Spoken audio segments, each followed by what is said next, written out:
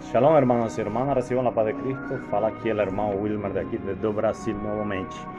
Nesta oportunidade quero fazer uma oração com todos vocês. Oremos. Pai, em nome de Jesus, Senhor, muito obrigado por este tempo, Deus de Abraão, de Isaac, de Jacó. Espírito Santo, ensina-nos, Senhor, a Tua palavra. Vamos continuar com esse estudo do Apocalipse, Senhor. Traz revelação a nossas vidas. Em nome de Jesus. Amém, amém. Bom, irmãos, nós estamos aqui nesta oportunidade com o fim de seguir estudando a palavra de Deus. Já lemos uma parte do livro do Apocalipse, agora vou com a parte 2 do livro do Apocalipse. As pessoas que vêm ali podem entrar no meu canal. Agora esta parte estou fazendo em português, estou fazendo também em espanhol, para aquelas pessoas que falam espanhol também, para poder ir estudando aqui este livro do Apocalipse, que é muito interessante, estudar passo a passo a ele, todo o que aqui está acontecendo. Na semana passada nós quedamos em el 1:8, agora vamos ao 9. Pegue sua Bíblia aí, Apocalipse 1:9, diz assim: E João, que também sou vosso irmão e companheiro em aflição, e no reino e na paciência de Jesus Cristo, estava na ilha chamada Patmos, por causa da palavra de Deus e pelo testemunho de Jesus Cristo. Então, nós vemos aqui que João, esse irmão, ele estava preso, lo que eu expliquei no capítulo anterior. Ele estava preso naquele lugar, na isla de Patmos. Por que ele estava preso? Ele estava preso por causa do testemunho de Jesus Cristo. Então, o império daquela época, eles fecharam ele lá, para que ele não falara mais de Jesus Cristo, não falara de Jesus Cristo, mas Deus tinha um plano para ele. Por isso a palavra diz que os que amam a Deus, todas as coisas ajudam para bem. Então, essa situação, Deus preparou ele para ele receber a revelação do livro de Apocalipse. Então, nós vemos que João era um testemunho fiel. Diz que ele estava no dia do Senhor esperando estes acontecimentos. Amém? El 10 diz assim: E eu fui arrebatado no Espírito no dia do Senhor. Diz que ele foi arrebatado no Espírito. Também o apóstolo Pablo, também ele teve um arrebatamento, que diz que foi ao terceiro céu.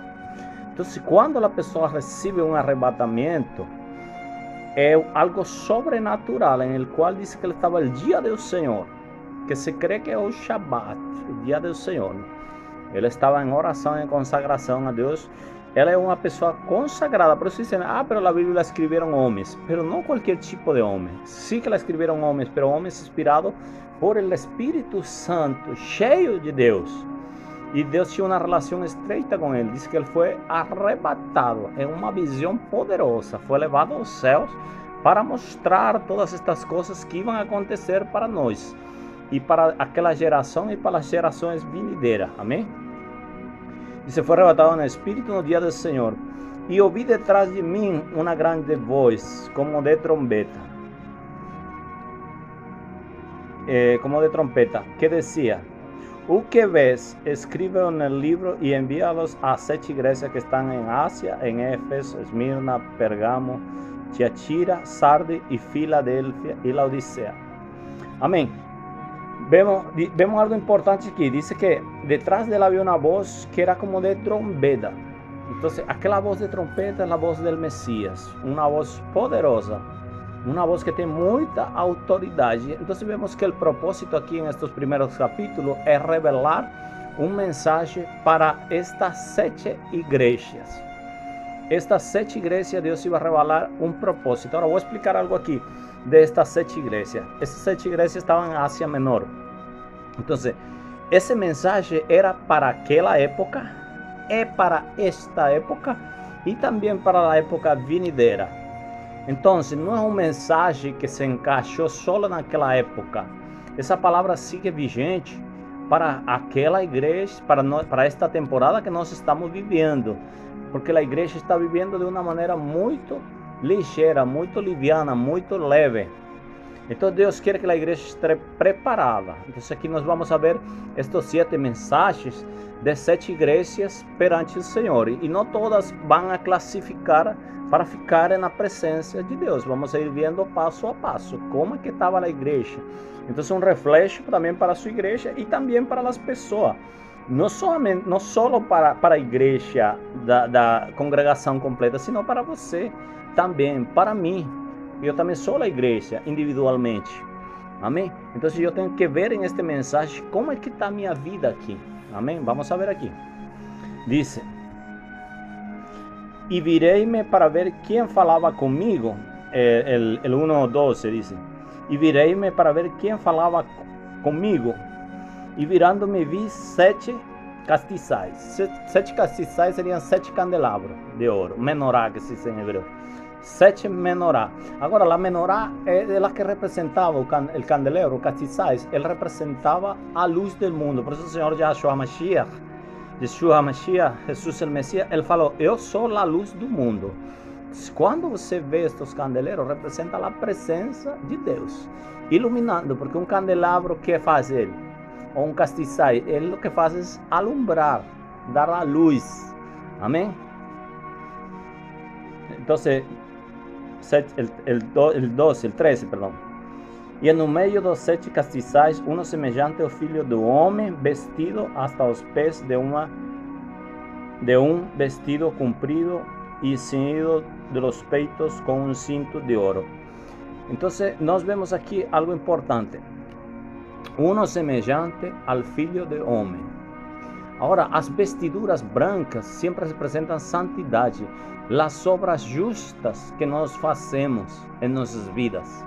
Então, se você vai chegar lá com suas vestiduras sujas, você não vai entrar no reino dos céus, porque nós temos que viver uma vida justa, uma vida santa.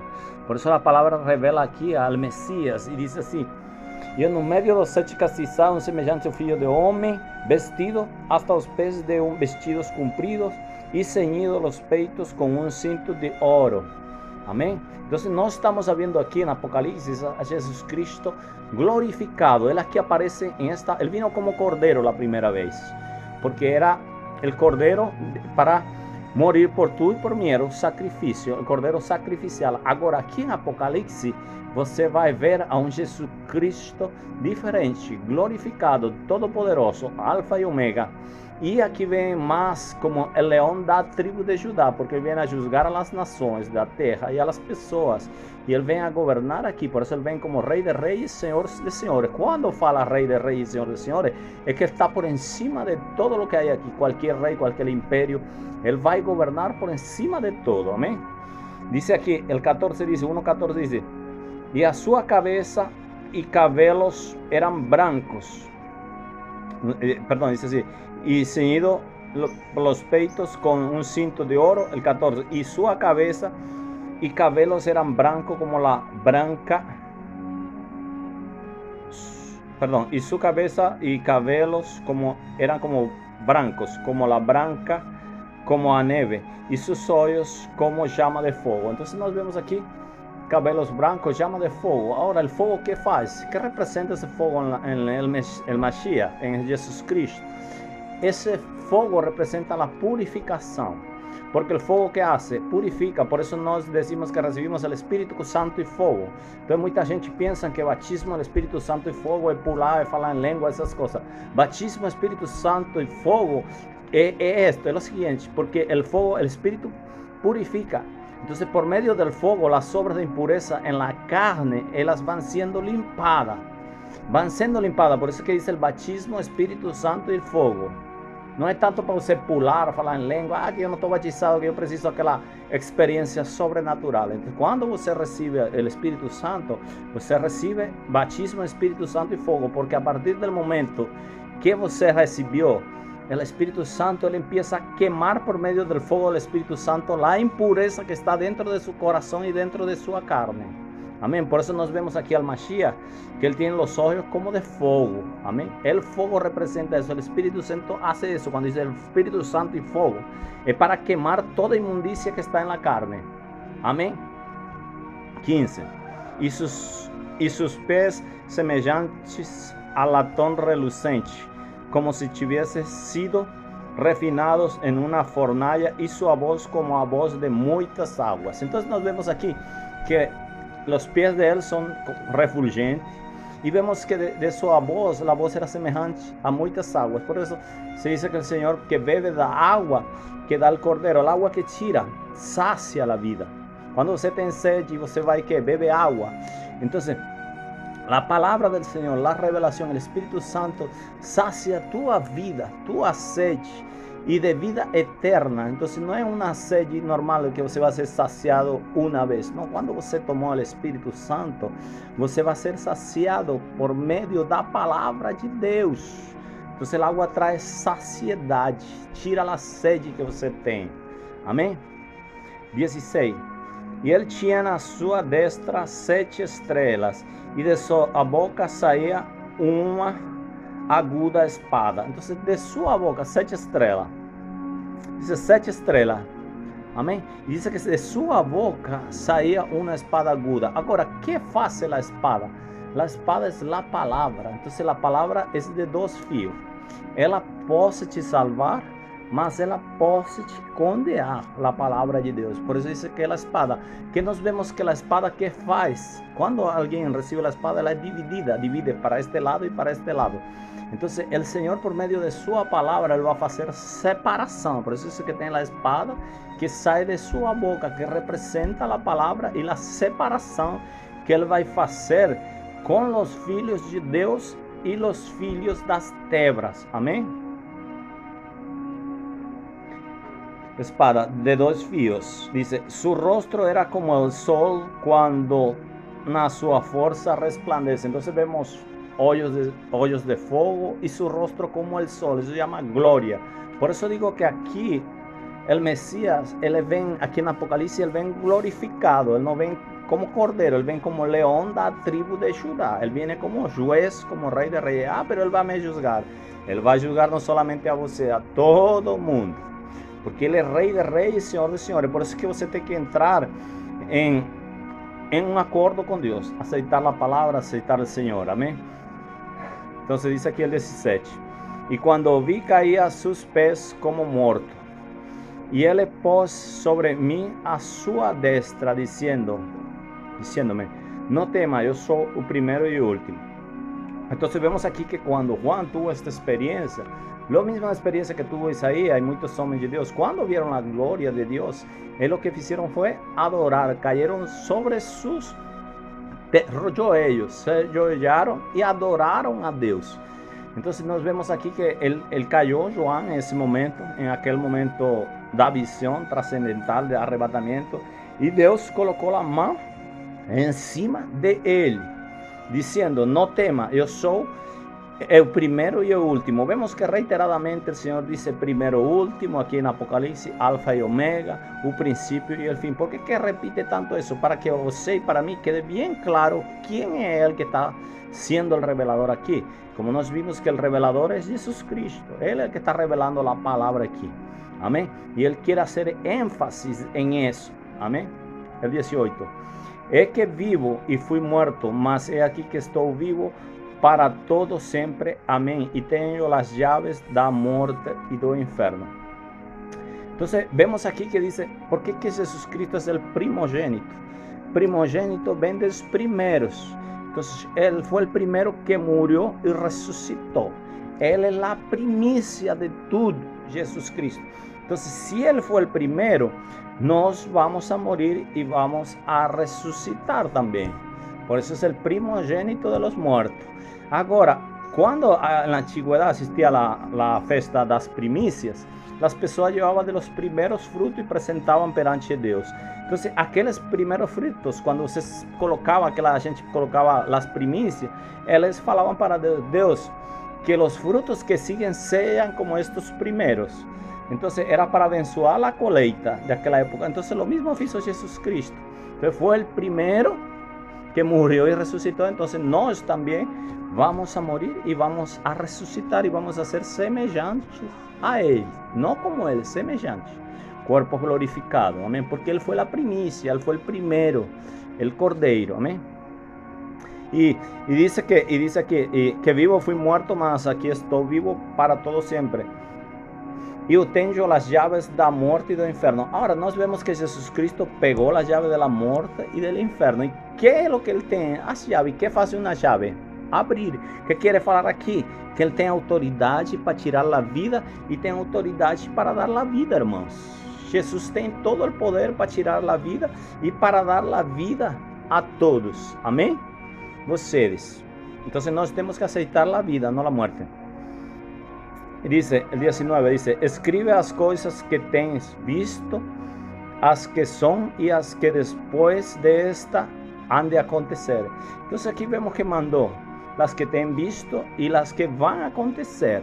E falou para João que ele tinha que escrever aquelas profecias, isso que ele estava vendo, aquela visão do Apocalipse. O 20 diz, o mistério das 7 estrelas que vistes na minha destra e dos 7 castiçais de ouro, as 7 estrelas são os ángeles.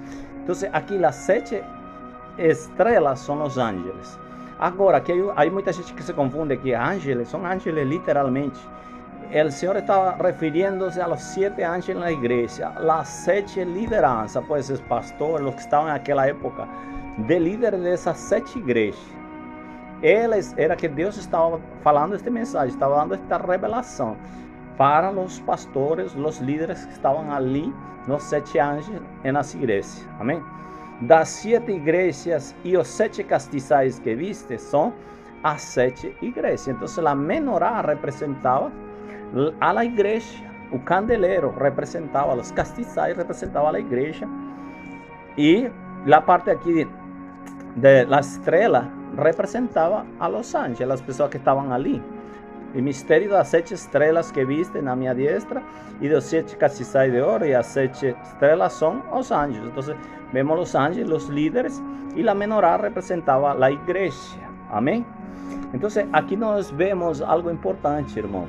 Esta revelação do livro do Apocalipse você tem que estudar assim, de a pouco, devagar, passo por passo, para você entender. Esta é a parte 2 do livro do Apocalipse. Eu vou deixar para aqui e vamos a seguir, já vamos a entrar na próxima classe, vamos a entrar a las igrejas, qual Deus vai se referir. Aqui são 7 igrejas, das quais Deus vai haver umas que vão a passar, mas geralmente todas as igrejas fizeram coisas boas, mas o Messias vai falar da debilidade e das qualidades da igreja. Amém? Então, vamos a deixar hasta aqui. Obrigado, vamos a orar. Pai, em nome de Jesus, muito obrigado por esta enseñança. Obrigado por tua palavra, por tu Espírito Santo, Senhor, que seja de bênção para cada uma destas vidas. Amém, amém. Shalom.